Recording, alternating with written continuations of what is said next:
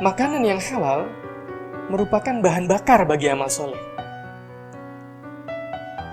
Jadi terdapat hubungan yang sangat erat antara makanan yang halal dengan ketaatan seorang hamba. Semakin bersih makanan dia, semakin halal makanan dia, maka seorang hamba tersebut akan semakin ringan beramal soleh. Jadi jangan pernah meremehkan makanan. Jangan sekedar sibuk. Kita ini belajar ilmu ini, ilmu itu, tapi kita tidak peduli dengan bagaimana kita mencari makan. Sesungguhnya ini yang paling dasar. Bagaimana mencari makanan yang halal, itu sangat dasar dan itu harus dipelajari paling pertama. Karena kita ini hidupnya di dunia, kita ini butuh makan.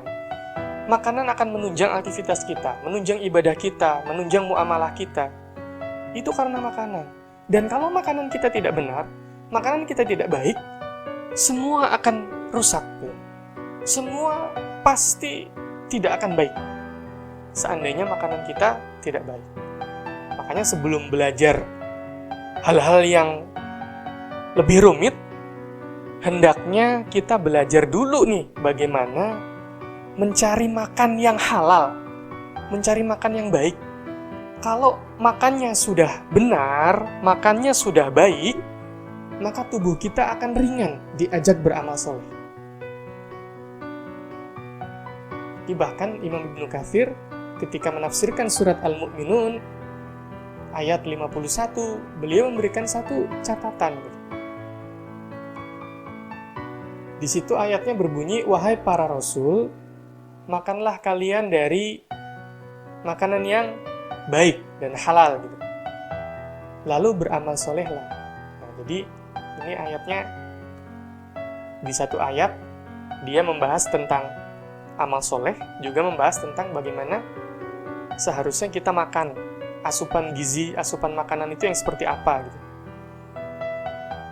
Nah, menurut Imam Ibnu Katsir, ayat ini menjadi bukti bahwa antara makanan yang halal dengan ketaatan seorang hamba, dengan amal soleh seorang hamba, itu memiliki hubungan yang sangat erat.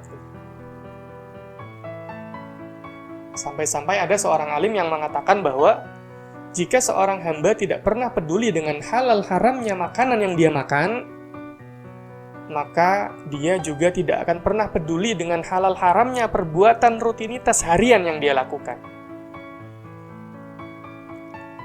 Jadi bagi para pejuang nafkah, hendaknya tidak sekedar mencari jumlah, hendaknya tidak sekedar mengejar jumlah, tapi juga harus bisa mengejar berkah. Memanglah idealnya itu banyak dan berkah. Tapi jika kita disuruh memilih, maka pastikan kita akan memilih berkah.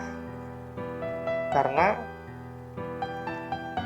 apa yang kita kumpulkan di tubuh kita saat ini, yang kita himpun di tubuh kita, nutrisinya, makanannya, menjadi daging, menjadi tulang, menjadi kulit, menjadi darah, ini semua akan membentuk gen. Gen kita itu seperti apa? Nah, gen inilah yang nanti kelak akan diwariskan ke generasi penerus kita gitu. Kalau gen yang kita wariskan ini tidak baik, maka dikhawatirkan ke bawahnya tidak akan baik. Maka perlu sekali kita menjaga.